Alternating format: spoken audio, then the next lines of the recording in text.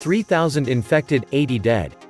The numbers are rising quadratically in terms of deaths and infections. It's beginning to look like an epidemic. Professor Gabriele Leung of Hong Kong University has estimated that there are already 44,000 cases in Wuhan. A number consistent with the all-estimated 50,000 beds being occupied. 52 million in quarantine and basically a shutdown of China's major holiday, make me think the numbers don't match the extraordinary actions being taken. Shut down the economy, seal off cities, risk a national and global financial crash to save the old and the sick in communist China. This virus is nothing ordinary, and I suspect it's a military-grade weaponized virus. Epidemiologists are suggesting the virus in US is fourth generation. The fact that international borders remain open at this time, while China has closed the Wuhan city borders, is suspicious. Could this virus be used to provide an excuse for the coming economic disaster which the bankers and deep state created? This virus can also be used to get rid of a lot of pensioners and folks on Social Security. This may be the perfect time to let the markets fall and blame it on Corona. That way Trump cannot be blamed. Later in the year, the Fed can engineer another market rise in time for the election. This should work in a country that has the 15-minute attention span and memory of a 4-year-old. Nothing to see here. Just the flu. But the Chinese risk crashing their economy, whose creation has been job number one for over 30 years. It doesn't quite add up. Now things are getting interesting. When the Chinese put off the opportunity to make money, you know something's going on. And not one single mention in the press that this could be an escaped bioweapon stolen from Canada. As CBC reported that a Chinese bio-researcher, and her husband, who were working with this virus in the Canadian Level 4 bio lab, were escorted out of the lab country and deported back to China last July. The virus suddenly appears in Wuhan, where the Chinese couple continued their work as Wuhan gets its Level 4 bio lab. Then the communist government seals of entire cities and shuts down the freaking economy. It's not the money printing, demographics, etc. that will be bringing down the world economy this time. It's the Wu-Tang flu. Not a world war this time. We'll use a flu pandemic as cover. Welcome to the Atlantis Report. The Wuhan coronavirus is a novel virus. No one has any immunity to it, so everybody is vulnerable to it. It appears to be airborne. No matter what WHO is saying, it appears to be highly communicable. There is a long incubation period of up to 14 days, with the average being about 10.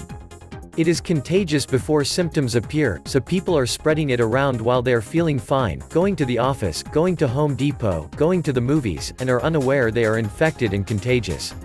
Then they get sick and within a few days get much sicker, become frightened and go to the emergency room, masses of them at the same time. Health and emergency services go first, followed closely by everything else. Even if the mortality rate is fairly low, and I'm not entirely convinced of that, the ensuing shutdown of everything is, in itself, dangerous. With help unavailable, people are going to die of what are, under normal circumstances, easily treatable misadventures like appendicitis, infected wounds, complications of childbirth, etc., or acts of violence in a time of anarchy. There are only about 3 days' worth of food at any one time, in any city, and the shelves in stores are going to be bare. Clean, potable water might become a problem. The power grid could go down. Do you see what I'm getting at here? It wouldn't hurt to have at least a few weeks of emergency supplies on hand. And what makes this disease so difficult for me to evaluate is that I do not trust the official numbers coming out of China. The CCP sees this as a political dilemma and not a healthcare issue. What makes it even more tricky is how to handle the public relations disaster that will result if it turns out that the virus was actually stolen from a Canadian research facility and intentionally weaponized. They will lie to save face. They will lie to retain control of the population. Basically, the Chinese government is not trustworthy in this situation, and it is not unreasonable to assume the worst case with this disease. The perfect virus was ready for some time. It spreads very well. It is lethal at the right point because if it is too lethal, it stops spreading. The paranoia with Iran has ended, and they are now ready to carry out mass extermination. I don't see how it can be stopped. Indeed, in the general chaos other viruses will spread, it's the end. Irrational exuberance in the markets is at a peak, or close to it. Something will trigger a panic eventually. It might be this flu outbreak, if not, a torpedoed tanker in the Strait of Hormuz, terrorists blowing up a building, Deutsche Bank going belly up, a politician getting assassinated, Greta Thunberg losing her virginity, something. It won't take much to start the repricing of risk assets to the downside. The black swan appears. They, the 1%, the Illuminati, whatever you want to call them, will not admit the truth until we, the little people, are all in danger of becoming infected. If it gets really bad, they will bail for New Zealand or fall back estates and gated communities closer to home.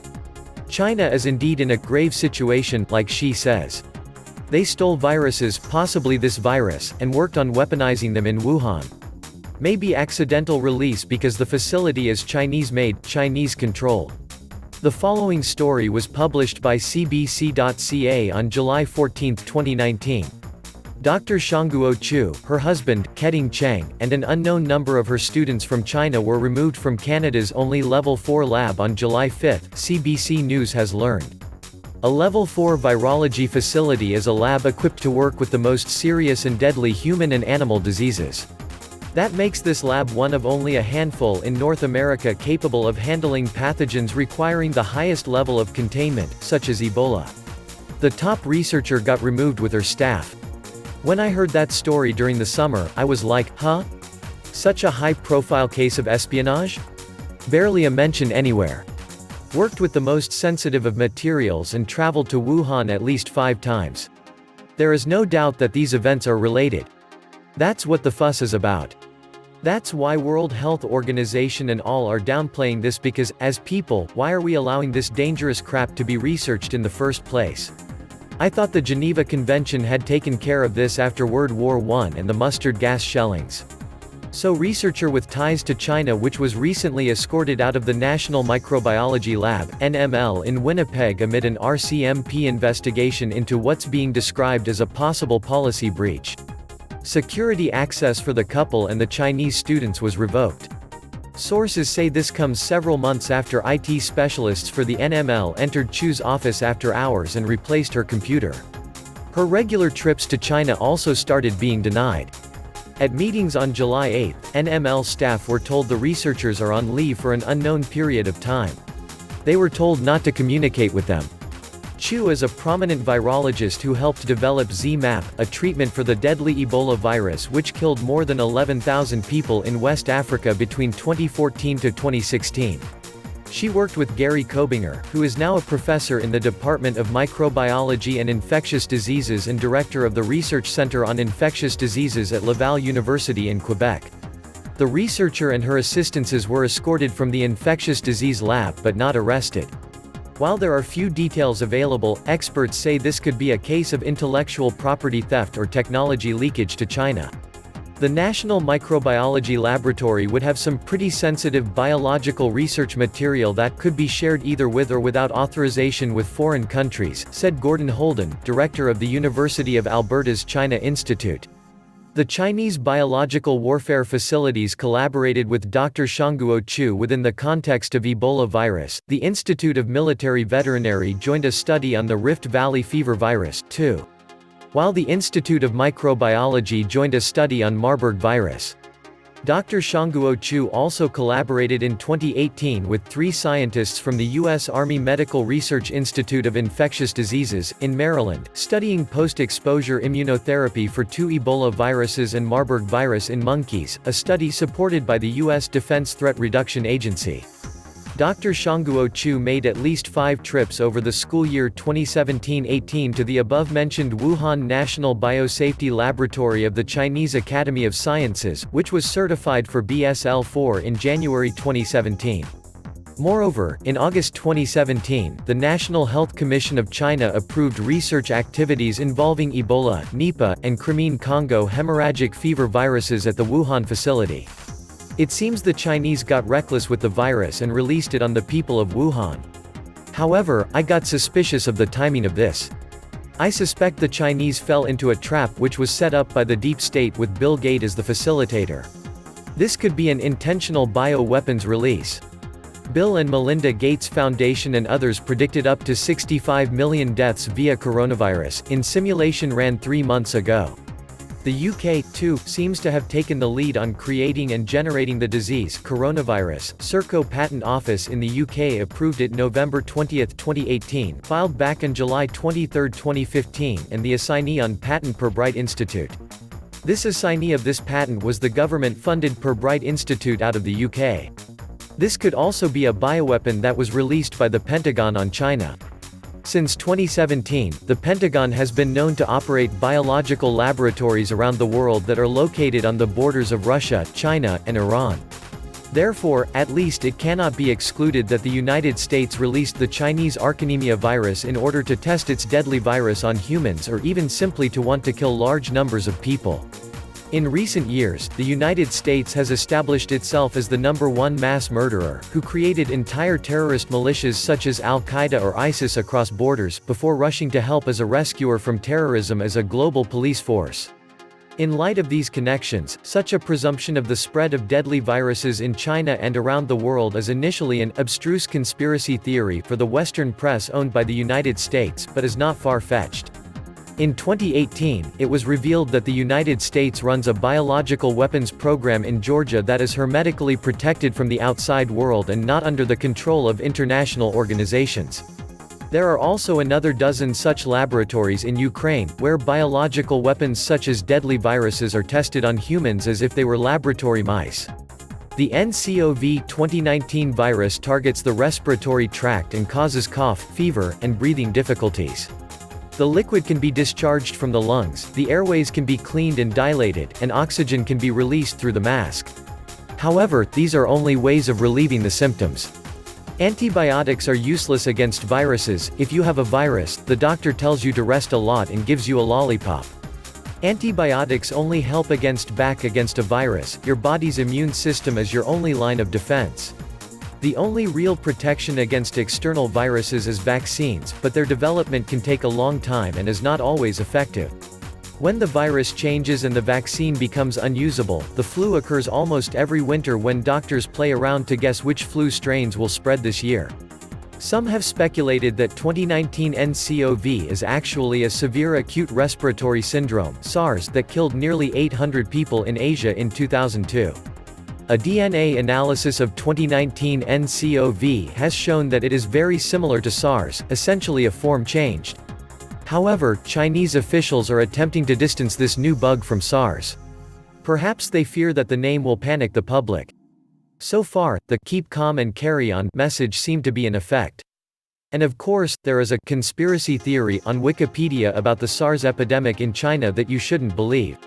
Not because the US biological weapons program might have anything to do with it. However, new insights had emerged about the US biological weapons program, and the epidemic developed some 15 years later. In this regard, it is not unlikely that the Pentagon will test its weapons on the Chinese, of which the American regime believes that there are still more than enough numbers. Biodefense and funny money games that Bill Gates helped funded Pirbright Institute's coronavirus through B&M Foundation, called Germ Games. Gary Steingart's novel of 2010, Super Sad True Love Story, is set in a near future when the Chinese yuan is a global currency, and people all wear an apparat around their neck with RateMe Plus technology. Personal details are displayed in public on credit pulls, posted on street corners with little LED counters at eye level that registered your credit ranking as you walk by. China has face recognition and credit score system in place already. Not science fiction anymore. The patent states, the coronavirus may be the use of vaccine for treating and/or preventing a disease such as infectious bronchitis in a subject. So basically, this is biowarfare against its own citizens in China and elsewhere. Create virus, spread it through vaccine as a cure, and rinse and spit. Money rolls in from government aid around the world and depopulation all rolled into one. The capstone allies are just so much more clever than us bottom feeders. Not. I'm concerned our media has nearly suppressed educating Americans, and by the time anyone gets around to thinking about this seriously, it may be too late. Early Saturday, I bought med-grade N95 masks, and then already, Amazon was nearly sold out of med-grade, only non-med grade was left. Smart folks would recognize it's prudent to prep food, water, stash a little cash, and be prepared to shelter in place if it shows up in your neck of the woods.